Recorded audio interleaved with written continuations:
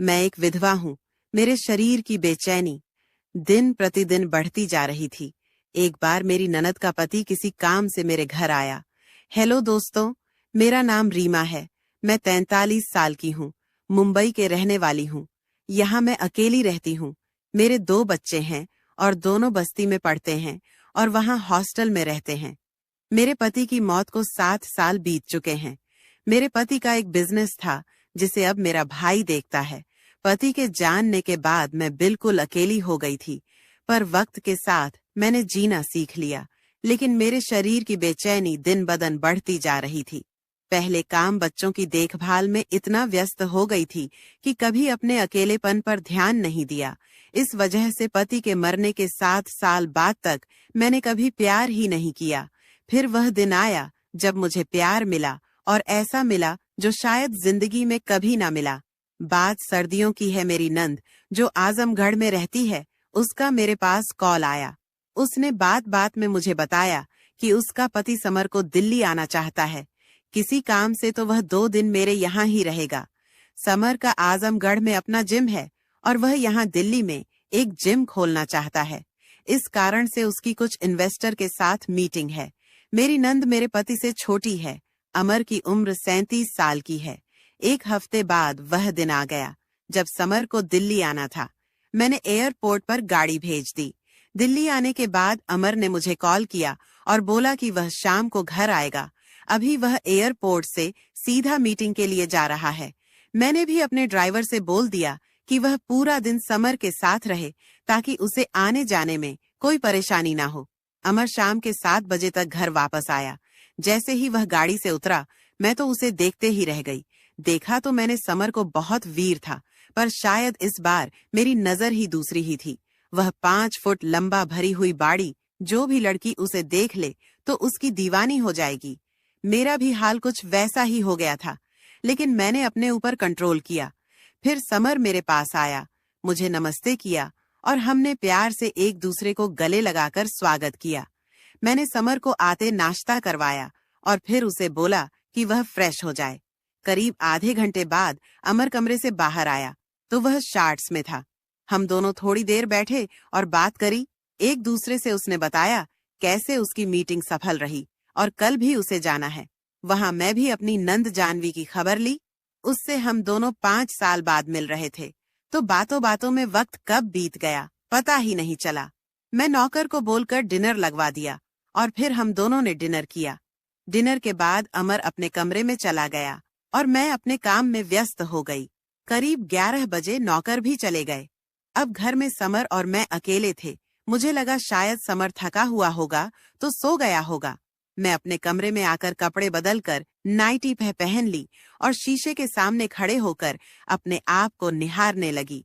मैं अपने शरीर को निहार रही थी कि अचानक दरवाजे पर किसी ने दस्तक दी। मैंने दरवाजा खोला तो देखा समर खड़ा हुआ था। जैसे ही समर ने मुझे देखा तो मैं उसकी आंखों में चमक महसूस करी। शायद वो मेरे बदन को नाइटी में देखकर निशब्द रह गया हो। फिर कुछ देर बाद बोला, माफ करना भाभी, मुझे नींद नहीं आ रही थी तो सोचा आपके साथ बैठकर बात कर लूं, पर अगर आप सोना चाहती हो तो कोई नहीं, हम कल बात कर लेंगे। मैं बोली, अरे नहीं समर, मैं तो बस ऐसे ही रूम में आ गई थी। चलो बाहर बालकनी में बैठकर बात करते हैं। समर से मैंने वाइन के लिए पूछा तो उसने हाँ कर दी और मैंने वाइन 2 गिलास में डाली और बाहर बालकनी में बैठ गए। हम दोनों की कुर्सी बराबर में थी। समर बोला, भाभी आपको देखकर हमें बहुत हिम्मत मिलती है। कैसे आपने सब कुछ खोने के बाद भी अपने आप को टूटने नहीं दिया और अच्छे से सबको संभाल लिया। घर, बच्चे, कारोबार, मैं और जानवी हमेशा आपको देखकर गर्व महसूस करते हैं। मैं बोली, अमर, यही जिंदगी है। किसी के जाने से जिंदगी नहीं रुकती। अपने आप को खुद संभालो और आगे बढ़ जाओ। वैसे तुम और जानवी वहाँ आजमगढ़ में खुश तो हो ना? मेरे पूछने पर अमर खामोश हो गया। मैं बोली, समर क्या हुआ? खामोश क्यों हो गए? क्या तुम लोग वहाँ खुश नहीं हो? कोई परेशानी है तो मुझे बताओ, मैं मदद करूंगी। आखिर केशव की मौत के बाद तुम दोनों मेरी जिम्मेदारी हो। समर वाइन पीते हुए बोला, भाभी सब कुछ बहुत अच्छा चल रहा था। जानवी बहुत खुश है वहाँ, और अब तो हमारा बेटा भी है जिसने खुशियां दुगनी कर दी हैं। मैं बोली, और तुम क्या, तुम खुश हो? समर बोला, पता नहीं भाभी, पर मेरे बेटे के जन्म के बाद जानवी बदल गई है। वह प्यार जो मुझे चाहिए वह मुझे उससे नहीं मिल पाता है। हमेशा घर के काम, बच्चों की देखभाल, शायद अभी यही उसकी लाइफ है जो जानवी का प्यार था मेरे लिए। अब वह कहीं खो गया है।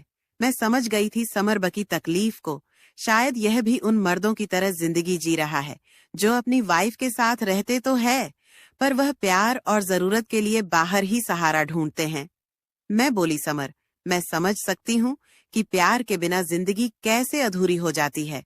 मैं वह जिंदगी जी रही हूँ और मैं नहीं चाहती कि तुम ऐसी जिंदगी जियो, इसीलिए मैं जानवी से बात करूंगी। समर बोला, नहीं भाभी, ऐसा मत करना, वरना उसे लगेगा कि मैं आपसे उसकी बुराई करी है। आपने सही कहा, शायद यही लाइफ है। वैसे भाभी, आप 7 साल से अकेली हो। क्या आपको कभी किसी की जरूरत महसूस नहीं हुई? क्या आपको नहीं लगता कि आपको भी जीना चाहिए और प्यार आपको भी चाहिए? अब चुप रहने की बारी मेरी थी। थोड़ी देर चुप रहने के बाद मैं बोली, अमर, कमी तो बाद में बहुत महसूस होती है। 7 साल से अधूरी जिंदगी जी रही हूँ।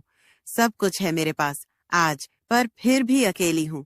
समर बोला, भाभी, अगर बुरा न माने तो पूछ सकता हूँ, क्या भाई के जाने के बाद आपने किसी के साथ प्यार नहीं किया? मैं बोली, नहीं।